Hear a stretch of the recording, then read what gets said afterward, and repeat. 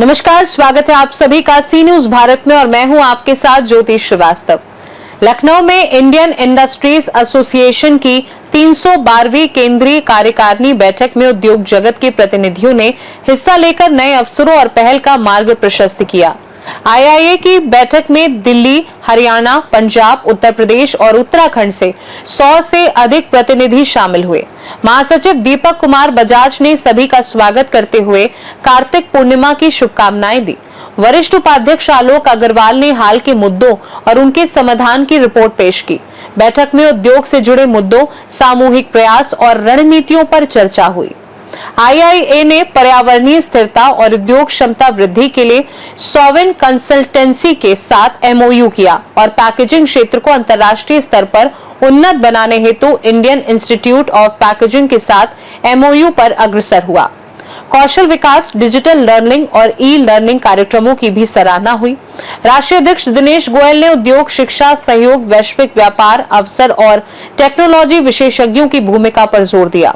बैठक में 2 बड़े इवेंट्स के लिए कर्टन रेजर और रोड शो आयोजित किए गए। International tourism and hospitality expo 18-19 December 2025, Varanasi 10th India food expo 16 से 18 जनवरी 2026। लखनऊ महासचिव व दीपक कुमार बजाज ने जल संरक्षण की अनूठी शपथ के साथ कार्यक्रम की शुरुआत की। दोनों एक्सपो एमएसएमई उद्यमियों को वैश्विक स्तर पर जुड़ने और नई तकनीकों को अपनाने का मंच प्रदान करेंगे। लखनऊ में जो एक कन्वेंशनल इंडिया फूड एक्सपो आएगा, इंडिया फूड एक्सपो रहा है 2026, वो 16 से 18 जनवरी में करने जा रहे हैं। इसके बारे में अभी मेरे साथी आपको पूरा विस्तार से बताएंगे। और इसमें हम लोग जैसे हॉस्पिटैलिटी एंड टूरिज्म है, मैं हल्का सा एक्सप्लेन कर दूं। उसमें हम लोगों का एम है कि पूरा पूर्वांचल, अभी हमने देखा कि वहां पर जिस तरह से इसमें कुंभ में जिस तरह से वहां पर एक नया परिदृश्य देखने को मिला और वहां पर जितनी भी व्यवस्था थी वो नहीं पड़ गई। जितनी भी व्यवस्था थी, लोग गाड़ियों में भी सोए और भी चीजें हुई। तो आज उसको देखते हुए बहुत सी परियोजनाएं माननीय प्रधानमंत्री जी ने भी और प्रदेश सरकार ने भी उस क्षेत्र में डाली है, जो 10,000 करोड़ की परियोजनाएं हैं, जिससे कि वहां का विकास हो।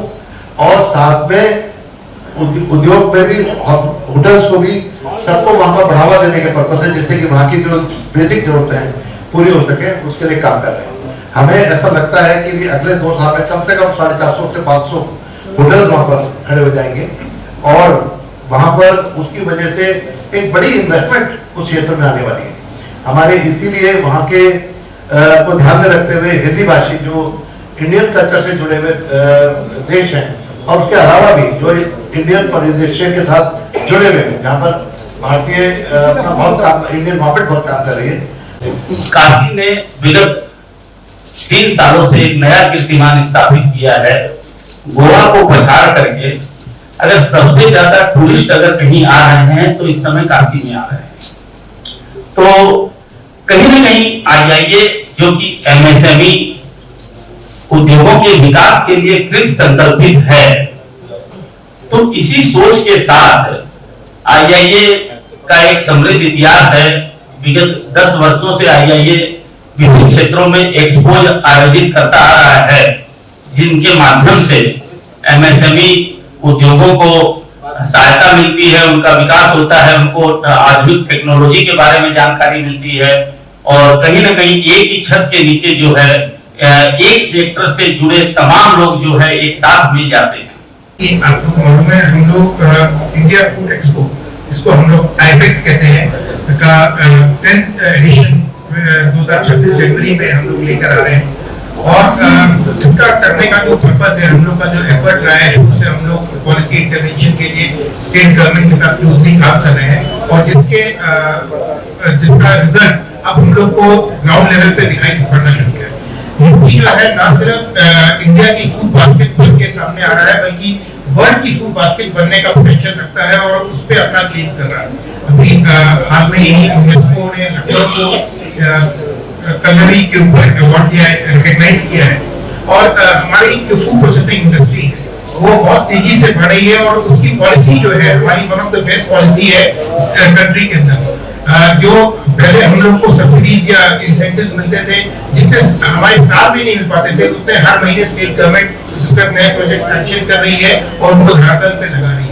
इसी का रिजल्ट ये हो रहा है कि हमारे स्टेट से बहुत कुछ जो सिर्फ अभी रॉ मटेरियल हम लोग बाहर भेजते थे, जैसे राइस था, वो हम लोग यहाँ से हरियाणा जाते थे, वहाँ प्रोसेस होकर एक्सपोर्ट होता था, या बहुत सारे आइटम जो प्रोसेस हमारे स्टेट में नहीं होते थे, अब वो यहाँ पे प्रोसेस हो रहे हैं और बल्कि यहाँ से बन के बाकी स्टेट्स में जा रहे हैं। इसमें हम लोग एक चीज और ऐड कर रहे हैं, न्यू स्टार्टअप्स के लिए हम लोग जो फूड इंडस्ट्री से रिलेटेड है उन लोग के लिए एक स्पेशल स्टॉल भी वहाँ पर लगवा रहे हैं, जिन्होंने अभी नया स्टार्टअप्स करा है। और एक हम लोग फूड इंडस्ट्री क्लिनिक वहाँ डेवलप कर रहे हैं, उसमें सारे डिपार्टमेंट्स की जो फूड से रिलेटेड डिपार्टमेंट्स होते हैं या कंसल्टेंट हैं, उन सब की इंक्वायरी वहाँ पर अगर कोई भी आएगा तो 1 to 1 वहाँ पर कर सकता है। फॉर एग्जाम्पल हमको फूड इंडस्ट्री लगानी है या फूड इंडस्ट्री हम चला रहे हैं, उसमें कोई अगर दिक्कत आ रही है, उसको टेक्निकल नहीं आ रही है या कोई लाइसेंस में दिक्कत आ रही है, तो उन सब का भी सोल्यूशन हम लोग वहाँ पर